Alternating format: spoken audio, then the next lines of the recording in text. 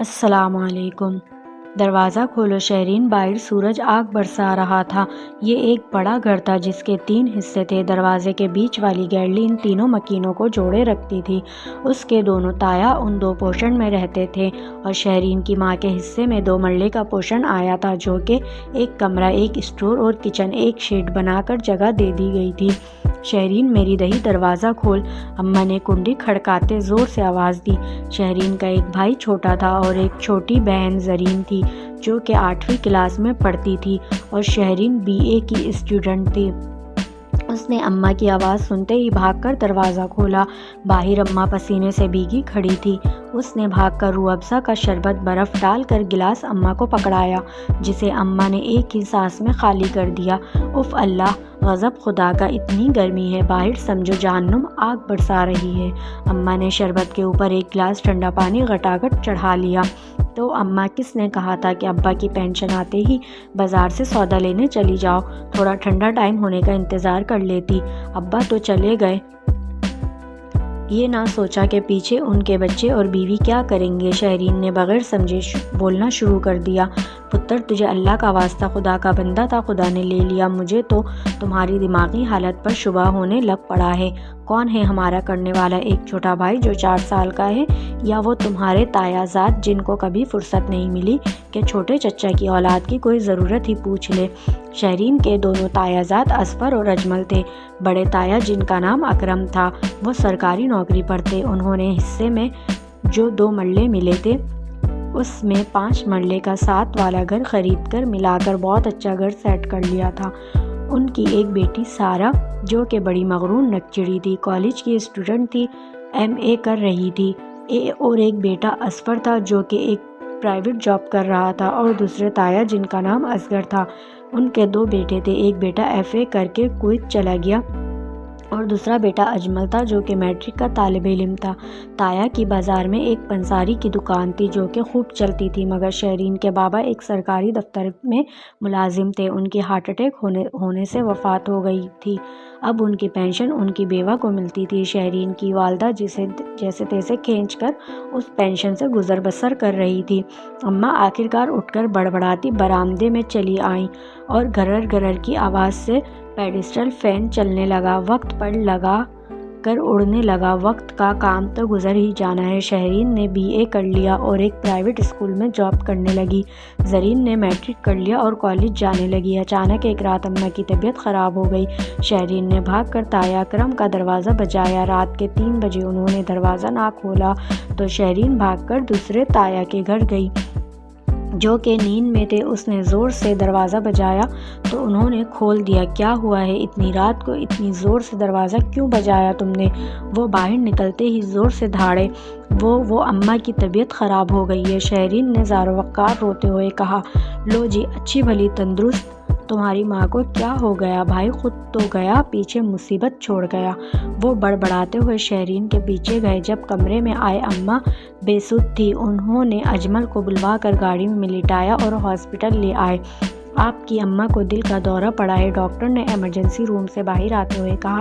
Please doctor صاحب میری اماں کو بچا لیں کچھ بھی کر کے۔ شہرین کی ہچکیاں بند گئی۔ انشاءاللہ آپ دعا کریں، سب ٹھیک ہو جائے گا، ڈاکٹر نے شہرین کو تسلی دی۔ اس کے تایا نے اس کے سر پر ہاتھ بھی نہ پھیرا اور اجمل کو بٹھا کر گھر چلے گئے کہ میری طبیعت خود ٹھیک نہیں ہے۔ اجمل جو کہ اب FA کر کے ایک پرائیویٹ نوکری کر رہا تھا وہ ان سے قدرے بہتر تھا۔ اس نے کہا، شہرین آپی، چچی ٹھیک ہو جائیں گی، آپ خود کو سنبھالیں ورنہ زرین اور علی کا کیا ہوگا؟ اگر پیسوں کی ضرورت ہے تو آپ مجھ سے لے لیں۔ شہرین نے کہا، شکریہ بھائی، آپ نے اتنا کہہ دیا بہت ہے۔ ابا کی پینشن اور میری تنخواہ کے کچھ پیسے پڑے ہیں، ابھی ضرورت نہیں۔ انتظار کرتے صبح ہو گئی کہ اچانک ڈاکٹر نکلتے ہوئے کہا، آپ کی امی کا آپریشن کرنا پڑے گا، سرجری کرنی پڑے گی، اس کے لیے 10 لاکھ لگیں گے، ورنہ آپ اپنی امی کو لے جائیں، ان کا دل بہت کمزور ہو چکا ہے۔ شہرین نے گھبرا کر اجمل کی طرف دیکھا کہ 10 لاکھ کہاں سے آئیں گے؟ ان کے 2 مرلے کے پوشن کو بیچ کر بھی اتنے پیسے نہیں ملیں گے۔ اس نے اجمل سے کہا، مجھے گھر لے چلو۔ گھر جا کر شہرین نے دونوں تایا کی منت سماجت کی کہ آپ یہ پوشن اپنے نام کروا لیں اور اماں کے علاج کے لیے پیسے دے دیں۔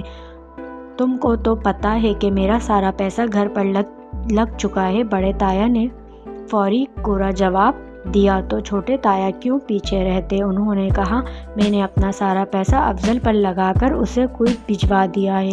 शहरीन के इल्तिजा को सब ने नज़रअंदाज कर दिया तो शहरीन ने अजीब सी नज़रों से उनको देखकर अजमल के साथ हॉस्पिटल चली आई। मेरे जहन में एक ख्याल आ रहा है, क्यों ना भाई अफजल से रब्ता करके बात करूं, अब तो उन्होंने काफ़ी पैसा कमा लिया होगा।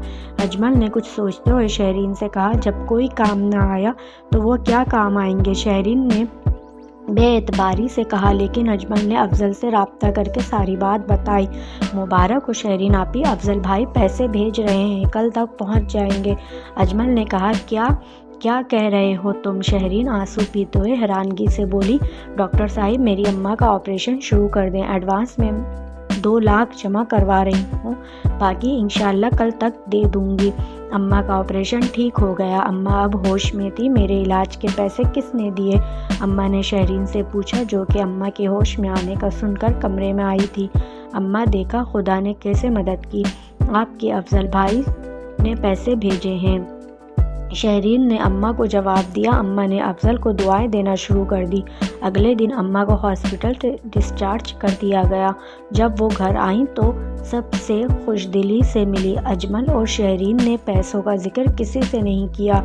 एक रात ज़ोर से चीखों की पुकार से शहरीन और अम्मा की आंख खुली तो वो भागकर बाहर आए। क्या देखती हैं कि ताया अकरम के घर को रात आग लग गई। बिजली के तारों के सर्किट पूरा घर जलकर राख हो गया, मगर शुक्र है कि ताया ताई और सारा की जान बच गई। ताया के दोनों हाथ झुलस गए थे।